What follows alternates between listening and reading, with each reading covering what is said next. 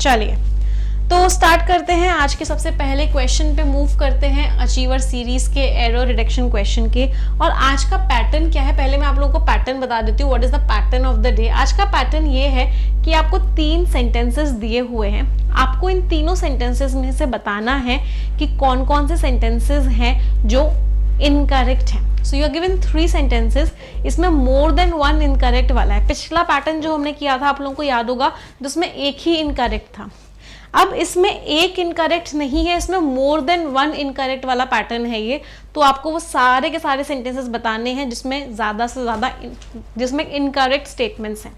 तो आप मुझे बताएंगे कौन कौन से स्टेटमेंट्स हैं जो इनकरेक्ट हैं। और आपके पास 45 सेकेंड्स हैं इस क्वेश्चन को करने के लिए, और आपका टाइम शुरू होता है अब।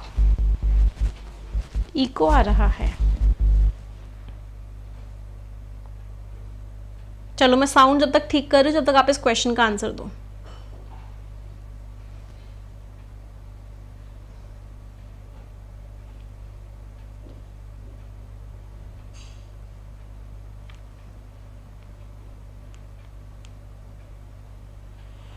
चलो मैं साउंड जब तक ठीक कर रही हूं जब तक आप इस क्वेश्चन।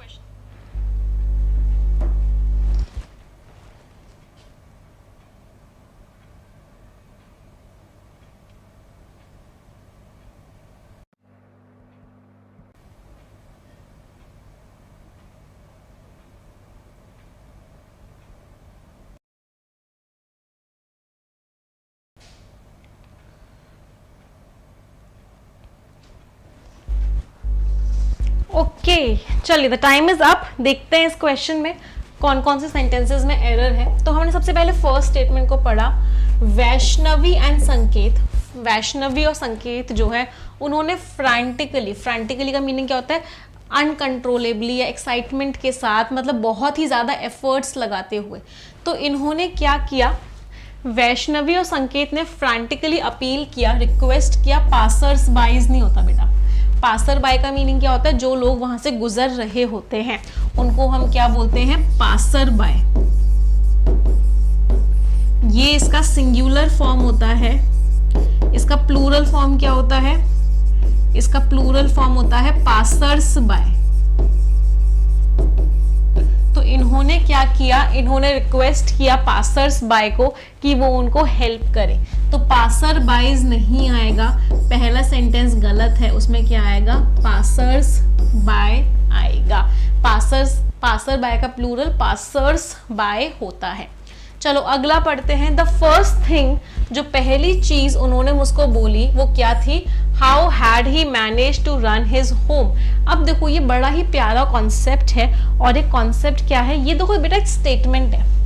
यहाँ पे कोई क्वेश्चन मार्क तो है नहीं, कोई क्वेश्चन तो नहीं पूछा जा रहा। इसका मतलब ये क्या है, what is it, it is a statement. और हमेशा याद रखिएगा जब भी कोई स्टेटमेंट होता है, सब्जेक्ट पहले आता है और हेल्पिंग वर्ब उसके बाद आती है। इसका मतलब ही हैज, आई एम।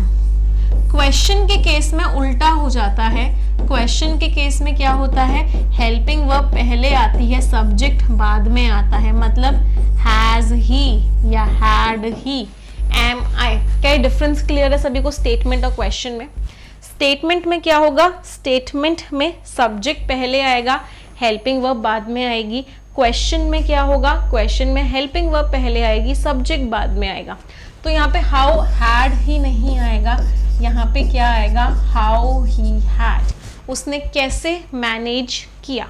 क्या हुआ, बहुत ज़्यादा प्रॉब्लम हो रही है क्या साउंड की? रुको एक मिनट। हेल्पिंग वर्ब बाद में आएगी, क्वेश्चन में क्या होगा, क्वेश्चन में हेल्पिंग वर्ब पहले आएगी, सब्जेक्ट बाद में आएगा। एक बार मैं चेक कर लेती हूँ, मुझे 2 मिनट का टाइम दो आप लोग।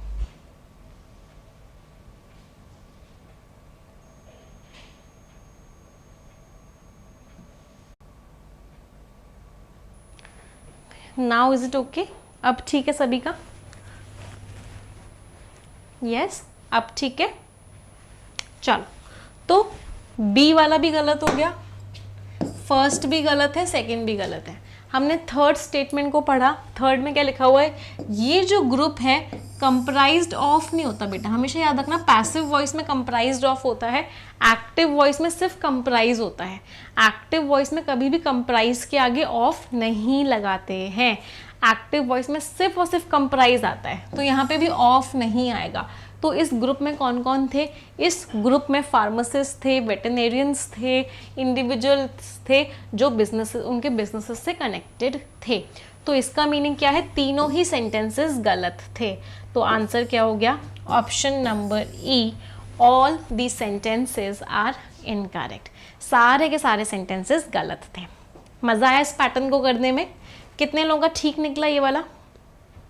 How many of you give the correct answers?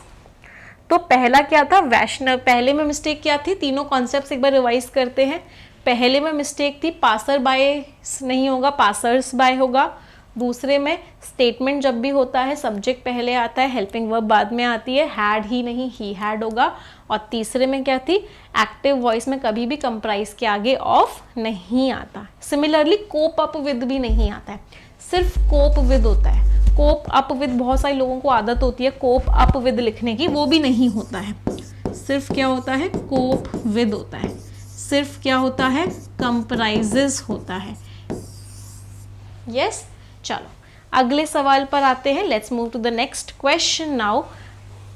थोड़े से क्वेश्चंस डिफिकल्ट लेवल के करवा रही हूँ, बट मैं चाहती हूँ कि मैं आप लोगों को बेस्ट से बेस्ट के लिए प्रिपेयर करूँ, इसलिए मैंने डिफिकल्टी लेवल बढ़ा दिया है क्वेश्चंस का, बट आप लोगों को डरना नहीं है, ठीक है। चलो नेक्स्ट क्वेश्चन,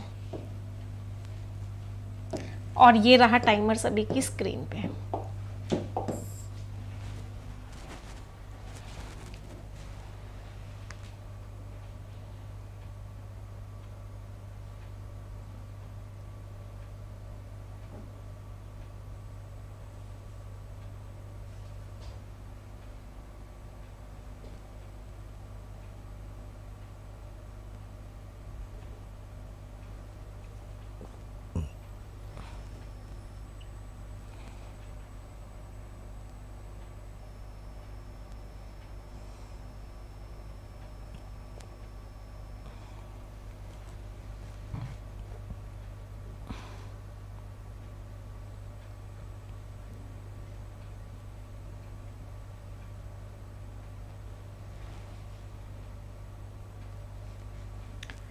चलिए द टाइम इज अप। इसमें देखते हैं क्या क्या एरर्स थी।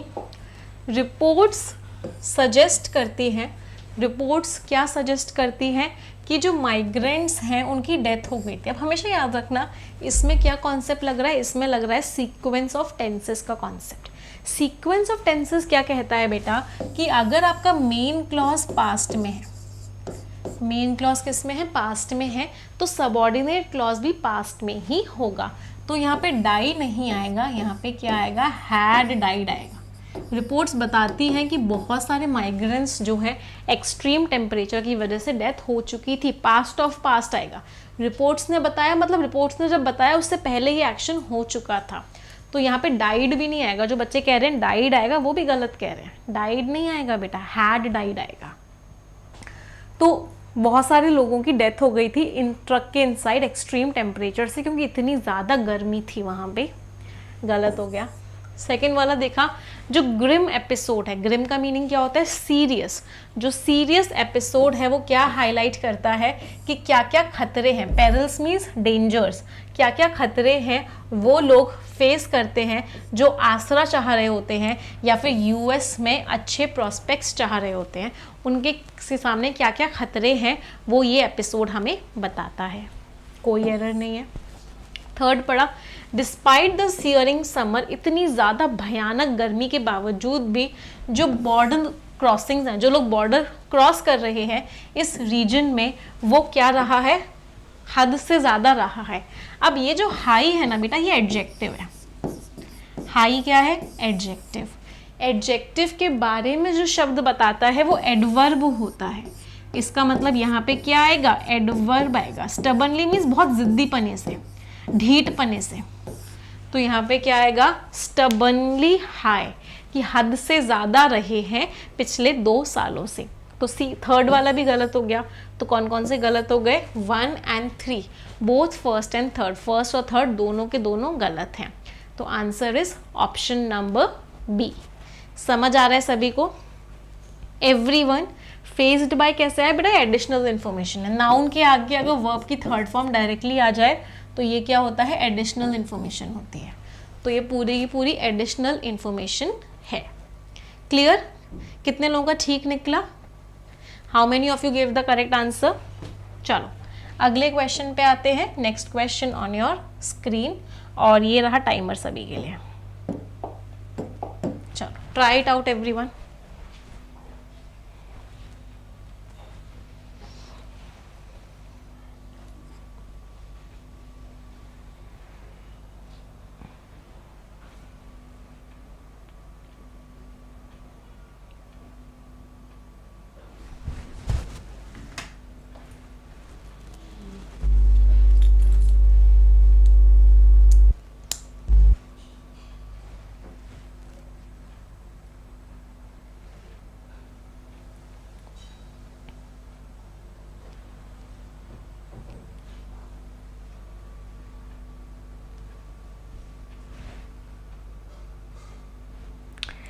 Time is up, let's look at this question now. इस क्वेश्चन को देखते हैं भाई क्या गलती थी इस क्वेश्चन में, कितने लोगों का ठीक हो। बट उससे पहले एक रिक्वेस्ट है मेरी सभी से, बहुत सारे बच्चे सेशन देख रहे हैं बट लाइक्स बहुत कम है, ऐसा क्यों? 1200 students are watching the session but likes केवल 600 हैं। एक बार मैं सभी को रिक्वेस्ट करूँगी, एक बार जल्दी से लाइक और शेयर कर दीजिए इस सेशन को। Everyone, I would request everyone of you to like and share this session. चलो जब तक हम इस क्वेश्चन को भी देख लेते हैं, जब तक आप लाइक एंड शेयर कर रहे हैं। अ लॉट ऑफ ब्रांड्स, बहुत सारी ब्रांड्स दीज डेज, इन दिनों, ईदर हैव एक्टर्स और क्रिकेटर्स। क्या सभी को पैरलिज्म का कॉन्सेप्ट पता है? पैरलिज्म का कॉन्सेप्ट क्या कहता है कि जो ईदर होता है और जो ये और होता है, ये जो नीदर होता है और ये जो नॉर होता है, ये जो नॉट ओनली होता है और ये जो बट ऑल्सो होता है, ये पैरेलल स्ट्रक्चर्स को फॉलो करते हैं। इसका मतलब क्या है? जो वर्ड इनसे पहले आएगा वो शब्द इन दोनों का कॉमन शब्द होगा, वो शब्द इन दोनों का कॉमन शब्द होगा।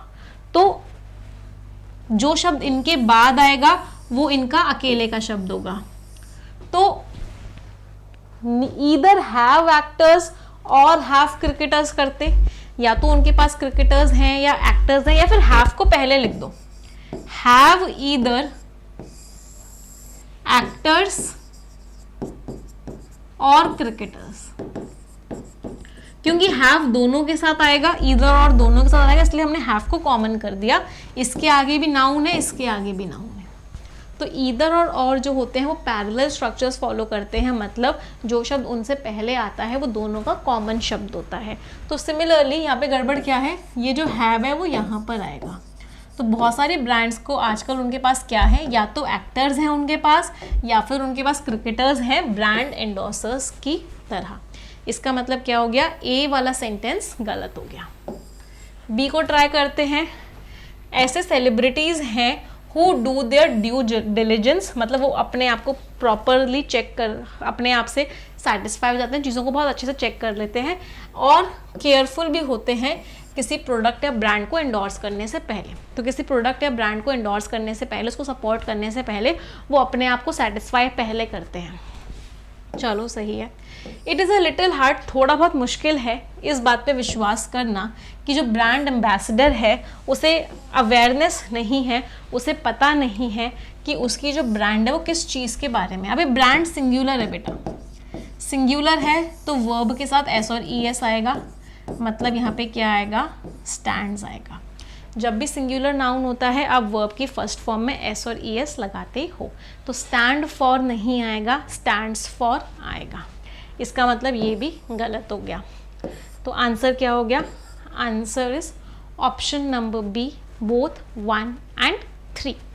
कितने लोगों का ठीक निकला? I hope many of you. चलो वेरी गुड। अगले क्वेश्चन की तरफ मूव करते हैं। ये रहा अगला क्वेश्चन आपकी स्क्रीन पे, and this is the timer for you.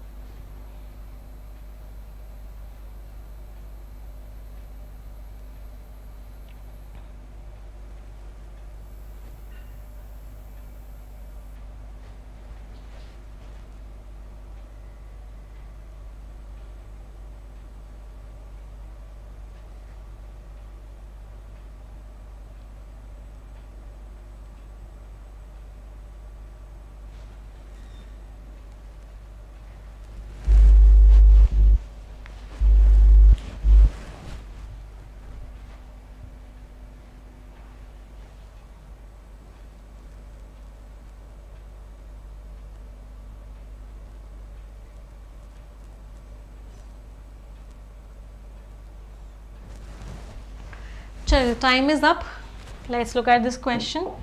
Shyam Sundar Roy जो हैं, जो कि एक बिजनेसमैन हैं, और मौसमी जो है वो सेम ही होटल में चेक इन करके गए, सेम ही होटल में गए, किसके साथ? With their 8 months number, unit, adjective. तो जब भी नंबर, यूनिट या नाउन दिया होता है, या नंबर, यूनिट एंड एडजेक्टिव दिया होता है, वो यूनिट कैसी आती है? नंबर, यूनिट, नाउन दिया हुआ है, number, unit, adjective, unit will always and always be singular. Unit हमेशा सिंगुलर आएगी, तो मंथ्स नहीं आएगा, यहाँ पे क्या आएगा? मंथ आएगा। अपने 8 महीने के बच्चे के साथ 3 days लेटर, 3 दिन बाद। यहाँ पे डेज सही है, क्यों? क्योंकि ये नंबर है, ये यूनिट है, लेकिन ये एडवर्ब है, तो नंबर, यूनिट, एडवर्ब को लेके कोई कॉन्सेप्ट नहीं होता है। तो 3 days लेटर सही है, लेकिन 3 months ओल्ड या 8 months ओल्ड गलत था। चेक इन टू का मतलब होता है होटल में चेक इन करना, होटल में अपने आप को ले जाना, मतलब होटल में आपने रूम ले लिया। सिंस द सडन फ्लडिंग, वो जो अचानक से बाढ़ आई थी, जो जून 19 को शुरू हुई थी, तब से रेसिडेंट्स जो हैं ढूंढ रहे हैं dry land, food and clean water. क्या गड़बड़ है? सिंस लिखा हुआ है।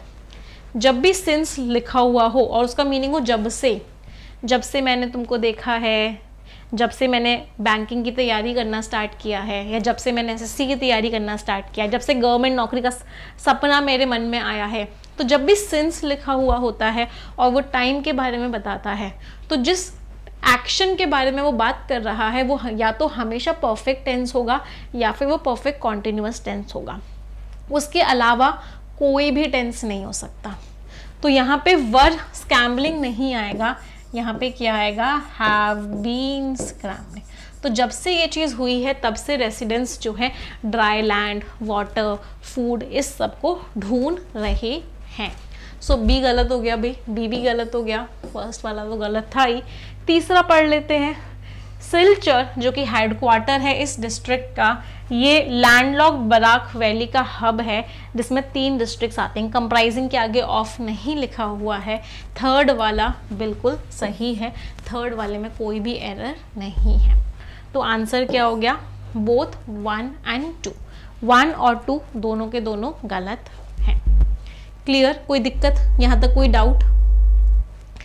जय महाकाल कह रहे हैं मैम मैं बैंक की तैयारी कर रहा हूँ, आपका स्पोकन इंग्लिश वाला बैच लेना है, तो लाइव वाला लूँ या रिकॉर्ड वाला? लाइव वाला लो बेटा, लाइव चल रहा है ना, वो लो। लाइव वाले में आपको 2 जूम क्लासेस भी मिलेंगी हफ्ते में, रोज़ हफ्ते में 2 मेरी क्लासेस भी मिलेंगी लाइव। तो 4 क्लासेस तो आपको लाइव मिलेंगी हफ्ते में, और वो भी 3 महीने तक। फिर बहुत सारी और वीडियोज़ भी मिलेंगी, तो गो फॉर लाइव, डेफिनेट सी बात है वो तो। Live is always helpful. चलो अगले क्वेश्चन पे आते हैं। ये रहा नेक्स्ट क्वेश्चन।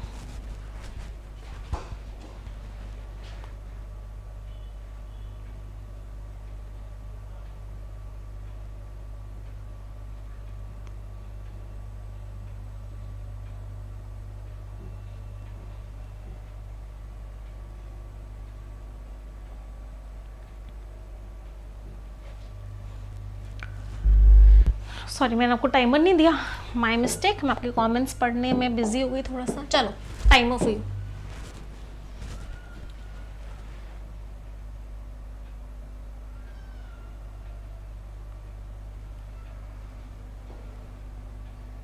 नहीं, लेटर बिल्कुल चाहिए 2 दिन बाद। आगो का मीनिंग पहले हो जाता, मीनिंग ही चेंज हो जाता, अब लेटर को आगो कर दोगे तो।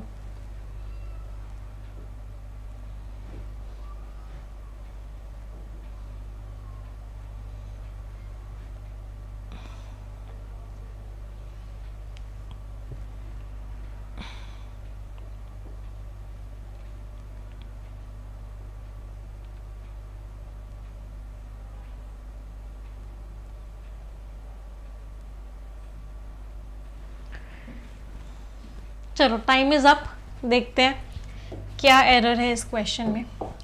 Bathing was a luxury. Bathing नहाना जो था वो एक लग्जरी था, क्योंकि कोई भी इलेक्ट्रिसिटी नहीं थी पानी निकालने के लिए फ्रॉम द अंडरग्राउंड टैंक। कोई भी इलेक्ट्रिसिटी होती नहीं थी पानी निकालने के लिए, तो नहाना भी एक लग्जरी हुआ करता था।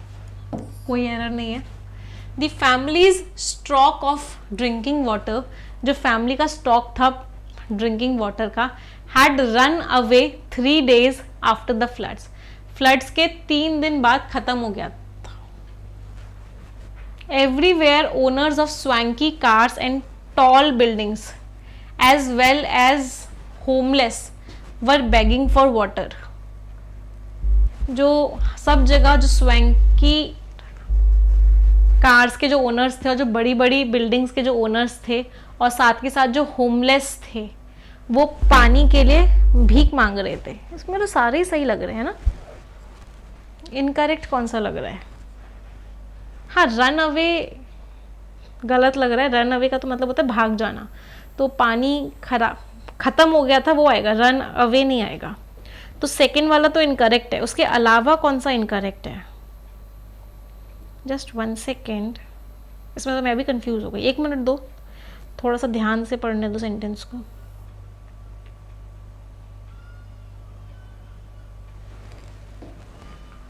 Bathing was a luxury as there was no electricity to draw water from the underground tank. इसमें तो कोई गलती नहीं है। The family stock of drinking water, जो फैमिली का जो स्टॉक था ड्रिंकिंग वाटर का, हैड रन अवे तो नहीं आएगा, खत्म हो जाने वाली फ्रेजल वर्ब आएगी।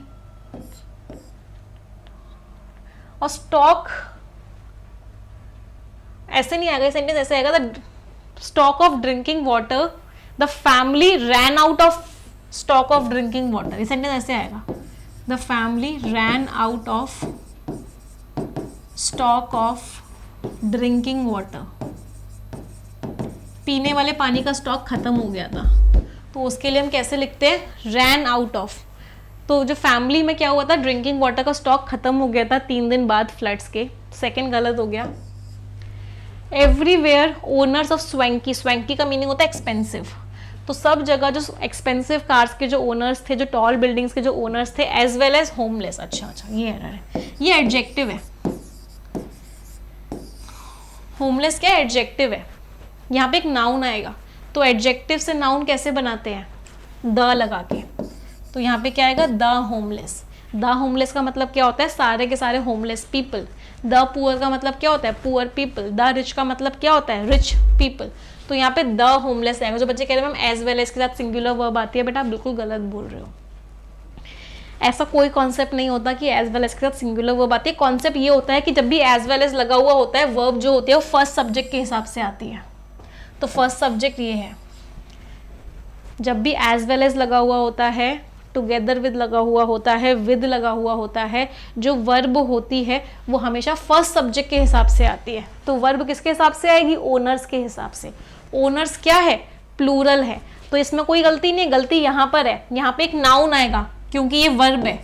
वर्ब का सब्जेक्ट हमेशा नाउन होता है, तो यहाँ पे एक नाउन आएगा, जबकि यहाँ पे एडजेक्टिव है। तो अगर मुझे उस पूरी की पूरी क्लास को देखना है, उस पूरी की पूरी क्लास को कंसिडर करना है, तो मैं यहाँ पे क्या लगाऊंगी? यहाँ पे द आएगा। ये वाली एरर थी इस क्वेश्चन में, छुपी हुई एरर थी। तो सेकंड और थर्ड दोनों गलत हो गए, तो आंसर क्या हो गया? Answer is option number D. कोई दिक्कत किसी को? Anyone, any problem? अगला क्वेश्चन मैं आप लोगों को होमवर्क में दे रही हूँ। So this is a homework question for all of you and I hope सभी को पता है, जितने भी बच्चे होमवर्क क्वेश्चन का सही आंसर देते हैं उनको प्राइजेस मिलते हैं। सो ये होमवर्क क्वेश्चन है सभी के लिए। सभी लोग मुझे इस क्वेश्चन का आंसर कमेंट सेक्शन में देंगे। अब मैं पिछली होमवर्क वाले क्वेश्चन के विनर्स का नाम बता देती हूँ। तो पिछली क्लास हमारी जो हुई थी उसमें जो विनर्स हैं उनका नाम क्या होना चाहिए? Let me tell you the names. तो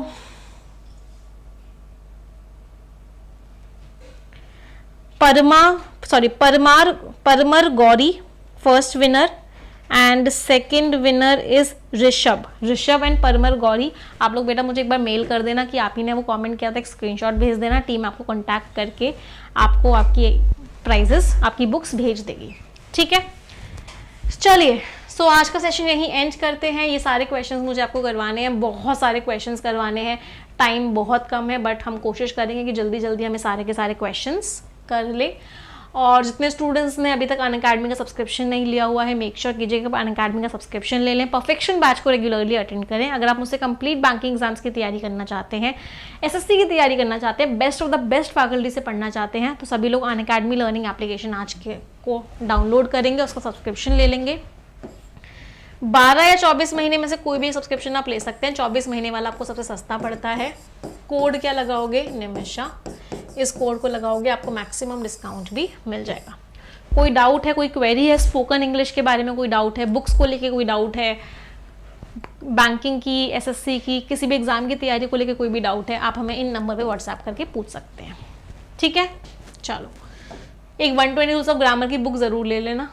जितने लोगों को ग्रामर में दिक्कत है, ये टेलीग्राम चैनल है, इसको ज्वाइन कर लेना, PDF मिल जाएगा आपको।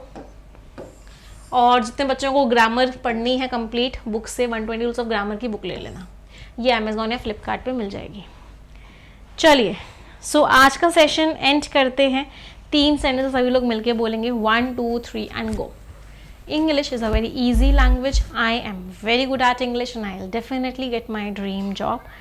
Thank you everyone. Bye bye. Take care. Stay blessed. Tata. और कल मिलेंगे सुबह एडिटोरियल एनालिसिस में। Okay, bye bye everyone.